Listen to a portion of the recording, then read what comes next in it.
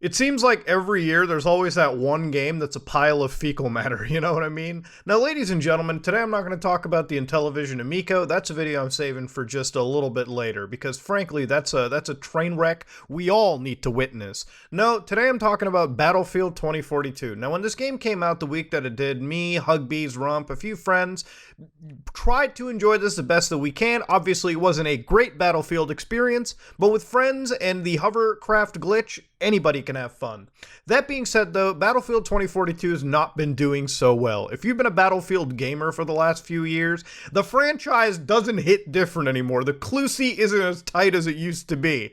Back in the day when COD, Halo were at their peaks, you used to have Battlefield, Bad Company 2, Battlefield 3, Battlefield 4. Hell, I'll even say Battlefield Hardline was kind of a banger, okay?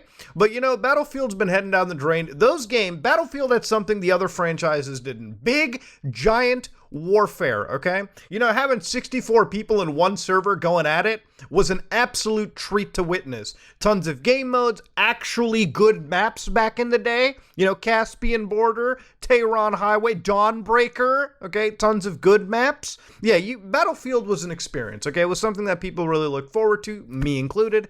And I'd say in the last several releases, like Battlefield 5, maybe some Battlefield 1, even though that wasn't that terrible, like that was a fine game, I just didn't really hit with it too well. And then Battlefield 2042 drops. Battlefield has consistently been taking L after L after L. Now, this game was one that we were kind of a little excited for because it really did show promise initially. You know, the fact that we lost a Need for Speed game, which I'm a huge fan of Need for Speed. Like, I like cars, okay? I like driving, I like going vroom vroom, okay? I enjoy it. The day Need for Speed Underground 3 gets announced is the day that I'm going to be the happiest guy ever. That's going to be a week of me jacking that game off, and I'm going to hope that it's good. That's where I'm at. When we lose that, when you lose Mirror's Edge as a franchise, basically, and you get replaced with Battlefield 2042, it does hurt a little bit. Now, with Battlefield 2042, recently they released patch 4.0, but I want to show you the absolute state of this game. Now, I hate using Steam number charts, but it's a kind of a decent metric enough to show you the health of a video game. And when this game launched, its all-time peak was at 100,000 players. Pretty respectable for a game that's launched across numerous platforms. Currently, it's sitting at 2,728 people right now.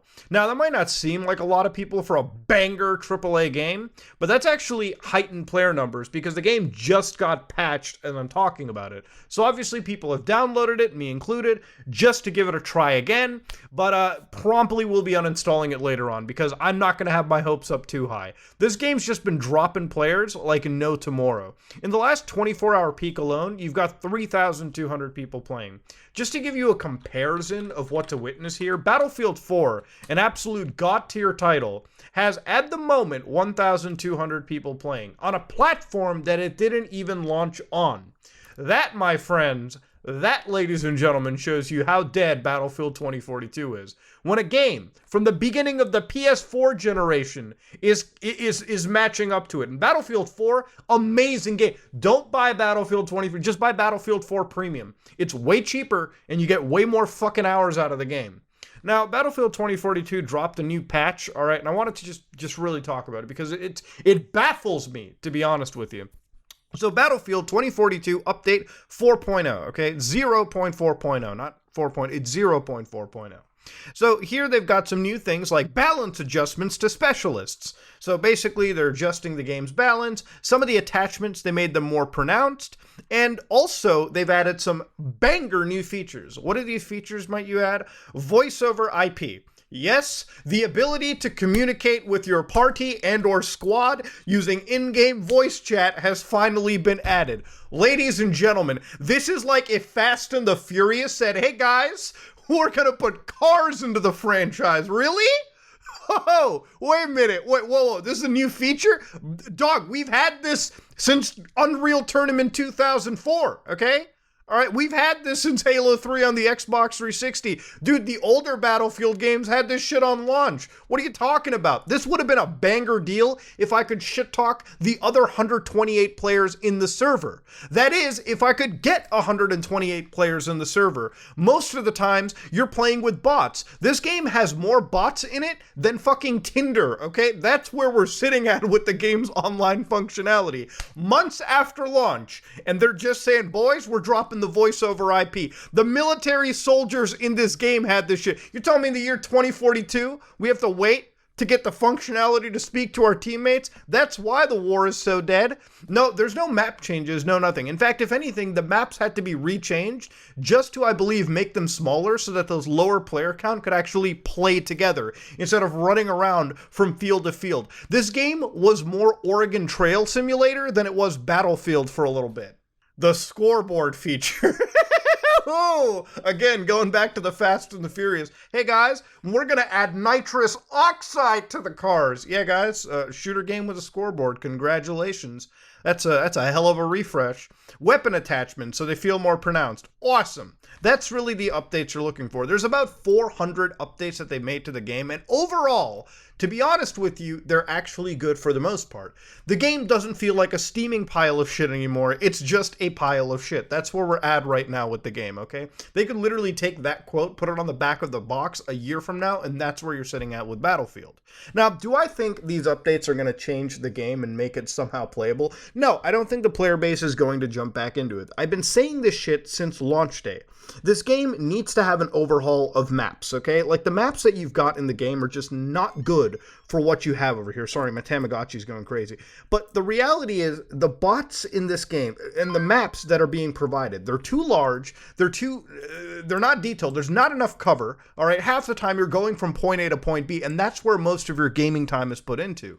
The amount of bot usage in the entire game makes me play mostly with AI. It feels like I'm playing a single-player experience more than I'm really playing a multiplayer experience in general. The weapons, the customizations feel incredibly limited in comparison to the previous games. Battlefield is not... The problem with this game is a content issue, okay? It really feels like buying a game for $60, all right, and getting absolutely minimal with it. Honest to God, if this game was a free-to-play title, on launch it was a free-to-play title, I probably would be okay with it. 100% I wouldn't find an issue. But for a $60 game, having an absolute minimal amount of content in comparison to previous titles like Battlefield 1, like Battlefield 4, like Battlefield Hardline, like Battlefield 3, like Battlefield 2, like Battlefield 1942, like all those games, this is simply unacceptable, all right? And it is what it is, okay? Sometimes people need to just straight up say the honest truth like it is. Nobody's not playing this game because it's just not good. Mechanically, what is present is relatively okay. It's not like the shooting feels boring. It's not like the actual gunfighting is annoying. The problem is the lack of maps. You only have a few of them, and most of them are just open, bland maps.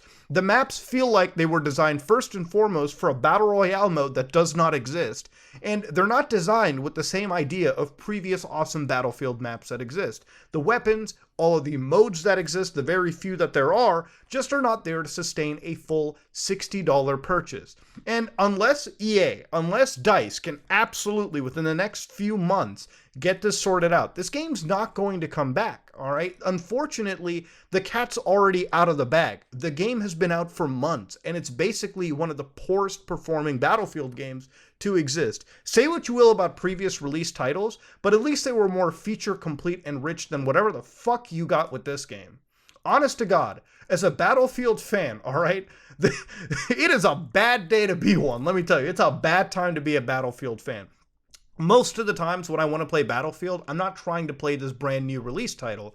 I'm just playing Battlefield 4. I'm just playing Battlefield 3. Why, in God's name, can these developers not look at what succeeded in the last few years, what still succeeded, what still has the highest level of longevity, and continue that going forward? Absolutely baffles me. Battlefield 2042 is a prime example of a first-person shooter gone completely wrong in terms of release. It's a AAA title that was released by EA, tons of games had to sacrifice for it, and ultimately in the end product, no one won. The Battlefield fans didn't win, the Need for Speed fans didn't win. Whatever IPs we lost along the way, nobody won. All right, that's pretty much what we're sitting at. Ladies and gentlemen, that's what I wanted to talk about with Battlefield 2042. Honestly, there's nothing else to say, unless, of course, the game gets a No Man's Sky level rehaul. Like, it's not even the same game a year from now. There's nothing else worth talking about. That it is what it is. It's a sad state of affairs, and frankly, this game is just a poster child for what not to do in AAA game development. If you like what you saw, please like, comment, and subscribe. Dislike it if you dislike it. I am